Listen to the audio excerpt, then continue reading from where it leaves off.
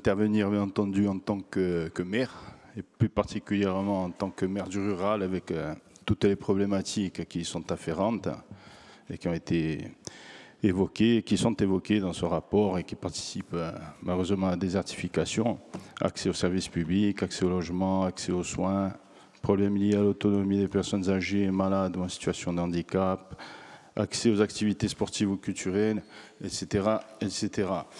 Et donc la question de l'urbanisme fait partie des préoccupations premières, comme pour les communes du littoral, certes, au-delà du fait que nous représentons peut-être davantage quand même la Corse profonde, garante encore des composantes qui font notre richesse et notre identité, à savoir notre langue, notre culture, notre patrimoine bâti ou non bâti, matériel ou immatériel, notre agriculture. Et même si malheureusement la spéculation immobilière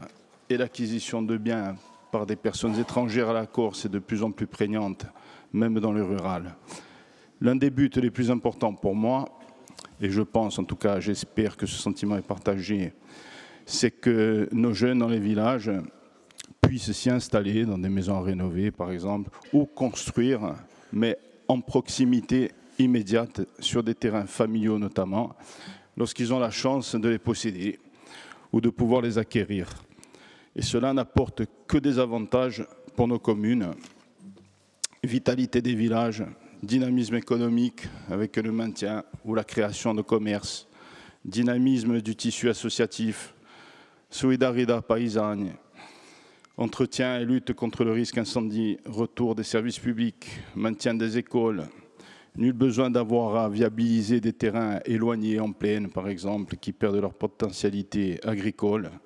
avec des coûts financiers importants, en défigurant le paysage, en le bétonnant, en appliquant parfois une mauvaise gestion de la ressource en eau, par la mise en péril des nappes phréatiques à cause de la multiplication des forages et le remplissage des piscines.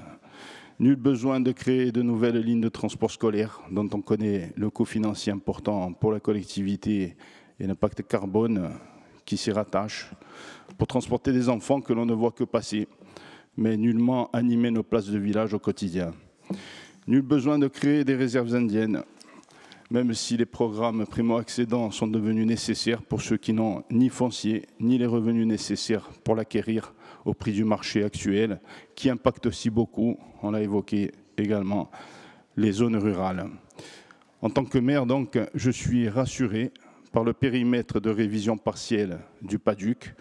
qui est présenté dans ce rapport, car au-delà du respect de nos fondamentaux,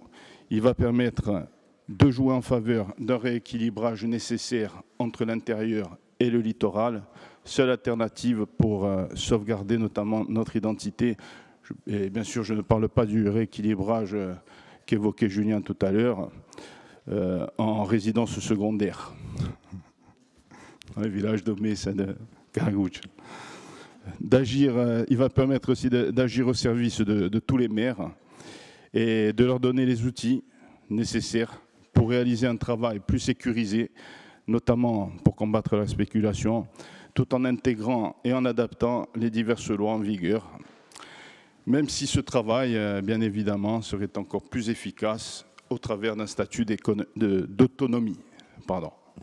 A ringraziarvi.